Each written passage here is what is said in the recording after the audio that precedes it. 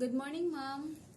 Before I'm going to present my family tree, I want to introduce myself first sa imuha para pod makaila ka kay murag sa kadagan-dagan siguro mong estudyante dili nimo ma-memorize or maisa-isa tanan. So magpaila-ila ko. So, I am Roselyn Corada Tagudin from DSM-1 Section Doderlin. I live in Borok 3B, Barangay Carao, San Francisco, Agusan del Sur.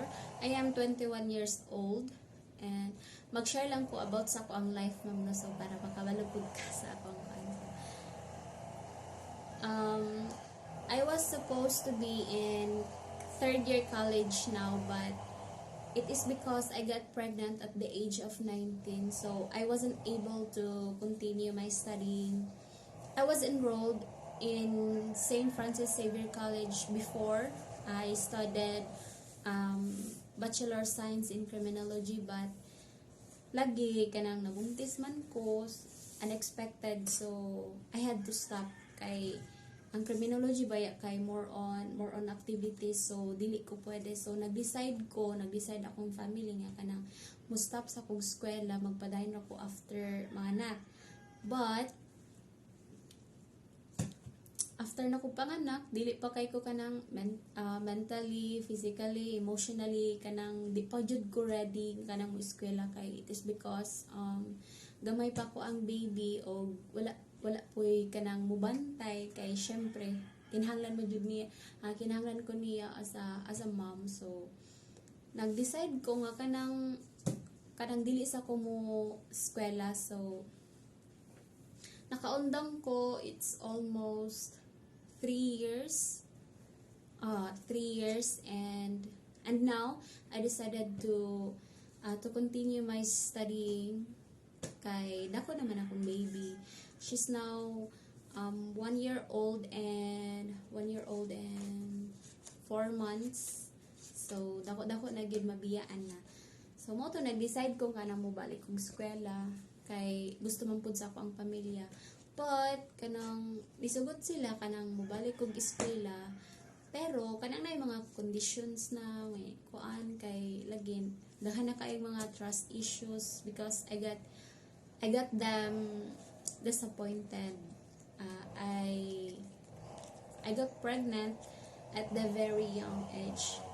I know it's not good example for a younger teens, but biskan pa man tuod sa ko ang naagian kanang dili siya hadlang sa ako ang kanang magpadayon sa ako ang pangandoy, dili siya hadlang sa ako ang kanang undang og eskwela.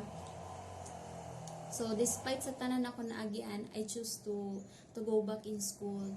Pero lagi kanang mo gyud mga kondisyones, so dili na pwede nga ako ang gusto mo'y matuman sa ako ada pong parents, so wala ko'y laing choice. I don't know why I ended up aning nga kurso, pero okay lang kay lahi ra man gid kanang kanabitong kanang gusto nimo nga kurso sa dili nimo kan love na ko ni nga kurso, pero lahi man gid tong gusto nimo kay nag-eskwela man ko dati. I was enrolled Bachelor Science in Criminology in Xavier, pero lagi daghan kay mga nahitabo, so kanang nag-stop ko, and then pagbalik na kong eskwela, so sila na magbuot sa ako ang kanang unsa ka kurso akong kuhaon. Sila wala din angay mamili, kay ang ako na lang yung gi-focus is to kanang makahuman gyud kong eskwela, labi na kay na ako'y anak. So naningkamot ko nga makahuman kong eskwela biskan pa man tuod sa kalisod. So now I'm going to present mura to akong ma-share about sa ako ang kaugalingon. So I am going to present now my family tree. This is my presentation, so you can see.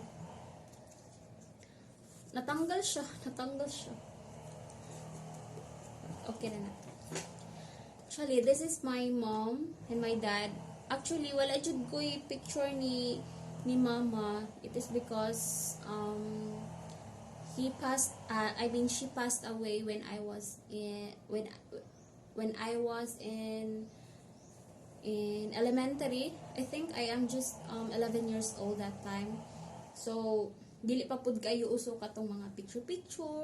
Wala pa kayo na uso, so wala gid good picture ni mama. Naay mga pictures pero kanang kuan man gud may dili mi taga dinhi, so nabilin sa Manila, so wala jud good picture ni mama. And this is my dad. Wala pud koy kayo kanang picture ni papa kay after namatay ni mama 2 years di ka namatay si mama is kanang nag-decide siya nga kanang magminyo og lain, so dili gid kayo maingon sa close sa ko ang amahan. I live with my aunt man god since namatay si mama, so yeah. Lima mi managsuon. This is my sister kinamagulangan. Minyo na pud siya ron, naa siya anak lalaki. This is Tristan J. And pangduha ko sa managsuon. So this is me and ako ang anak. Nag-isa mi picture. This is my brother. This is my brother. Isa ra gid amo ang lalaki, pangtulo. My sister Arlene, Sister Arlene. Kuan na pud ni siya kanang nag-eskwela pa.